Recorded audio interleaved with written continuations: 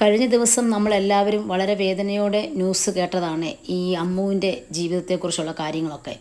ശരിക്കും അമ്മുവിന് സംഭവിച്ച കാര്യം കേൾക്കുമ്പോൾ നമ്മുടെ വീട്ടിൽ ഓരോരുത്തരും വളരെയധികം ചിന്തിക്കേണ്ട സമയമായിരിക്കുന്നു. ഓരോ കുടുംബത്തിൽ ഓരോ കാര്യങ്ങൾ വരുമ്പോൾ മാത്രമാണ് എല്ലാവർക്കും വേദനയുള്ളത്. പുറത്തുനിന്ന് നോക്കുമ്പം 2-3 ദിവസം ചർച്ച കാര്യങ്ങളൊക്കെ അങ്ങ് പോകും. പിന്നെയും ഇതിൻ്റെ വേദനയും ഇതിൻ്റെ എല്ലാ നൂലാമാലകളുമായിട്ട് മുമ്പോട്ട് പോകുന്നത് ഇവരുടെയൊക്കെ കുടുംബങ്ങളാണ്. അതുകൊണ്ട് തീർച്ചയായിട്ടും നമ്മളെല്ലാവരും ഈ കുടുംബത്തോട് തന്നെ ചേർന്ന് നിൽക്കേണ്ടത് വളരെ ആവശ്യമാണ്. നമ്മുടെ പെൺകുട്ടിയായാലും ആൺകുട്ടികളായാലും അവരനുഭവിക്കുന്ന മാനസിക സമ്മർദ്ദം അതവർക്ക് തുറന്നു പറയാൻ പറ്റിയ ഒരു വേദി ഇന്നിവിടെ ഇല്ല എന്ന് തന്നെ പറയാം. ആർക്കും കേൾക്കാനൊട്ട് സമയവും ഇല്ല. ഇപ്പം നമ്മുടെ ഉദാഹരണം, നമ്മുടെ കുട്ടികളൊക്കെ സ്കൂളിൽ പഠിക്കുന്ന സമയത്ത് കുട്ടികൾക്കിപ്പോൾ ഒരുപാട് മാനസിക സംഘർഷങ്ങളുടെ കടന്നു പോകുന്നവരുണ്ട്. കാരണം അവരുടെ ഇപ്പോൾ CBSE പഠിക്കുന്ന കുട്ടികളൊക്കെ എന്ന് പറഞ്ഞാൽ അവരുടെ സിലബസ് തന്നെ വലിയൊരു സ്ട്രഗിളാണ്. ഒരുപാട് പഠിക്കാനുണ്ട്. കുട്ടികൾക്ക് റിലാക്സേഷൻ ഇല്ല. കുട്ടികളെല്ലാം ഇങ്ങനെ എപ്പോഴും പുസ്തകം പഠിച്ചുകൊണ്ടേ ഇരിക്കുകയാണ്. കുട്ടികൾക്ക് മെൻ്റൽ പവർ എന്ന് പറയുന്ന സംഭവം വളരെയധികം കുറഞ്ഞുകൊണ്ടിരിക്കുകയാണ്. എല്ലാവരും പറയും കുട്ടികളെല്ലാം ഭയങ്കര ബോൾഡ് ടീമാണ്, ഇപ്പോഴത്തെ കുട്ടികളല്ലേ താരം, ഭയങ്കര ബുദ്ധിയുള്ളവരാണ്, അവർക്ക് കമ്പ്യൂട്ടറൊക്കെ മൊത്തം എല്ലാം ചെയ്യാനറിയാം, മൊബൈലിനകത്തെല്ലാം കൊച്ചു കുട്ടികൾക്ക് പറയും മൊബൈലൊക്കെ ഭയങ്കര എക്സ്പേർട്ടാണെന്ന് പറയും. ഇതൊക്കെ വെറും ടെക്നിക്കലായിട്ടുള്ള കാര്യങ്ങൾ മാത്രമാണ്. പ്രായോഗിക ജീവിതത്തിലേക്ക് വരുമ്പോഴേക്കും ഇവരെല്ലാം ഒട്ടും തന്നെ കാര്യങ്ങളെ ഫേസ് ചെയ്യാൻ പറ്റാത്ത കുട്ടികളായി ഓരോ ദിവസവും മാറിക്കൊണ്ടിരിക്കുകയാണ്. നമ്മുടെ വിദ്യാഭ്യാസ നിലവാരം എന്ന് പറയുന്നത് വെറും പുസ്തകം മാത്രം പഠിക്കുന്നതാണോ?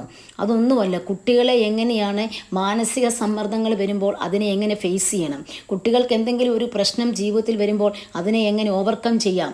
അതുപോലെ തന്നെ നമ്മുടെ സ്കൂളിലെ ക്ലാസ്സുകളൊക്കെ ചെന്ന് കഴിഞ്ഞാണല്ലോ പല ഗാങ് സ്റ്റുഡൻസ് അവിടെ ഉള്ളത്.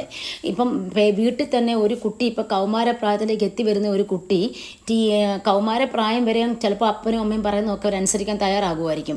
അത് കഴിയുമ്പം തൊട്ട് കുട്ടി പതുക്കെ മാറുകയാണ്. കാരണം സുഹൃത്തുക്കളുമായിട്ട് ഇടപെടുന്നു, സുഹൃത്തുക്കളുടെ സ്വഭാവങ്ങൾ കണ്ടുപഠിക്കുന്നു. അപ്പോൾ അവരെ പോലെ എനിക്കും എല്ലാം ആകണം എന്നുള്ള ചിന്ത അവരിലേക്ക് വരുന്നു. പേരൻസ് പറഞ്ഞു കഴിഞ്ഞാൽ അവരൊട്ടും അനുസരിക്കാത്ത പ്രകൃതക്കാരായി മാറുകയാണ് ചെയ്യുന്നത്.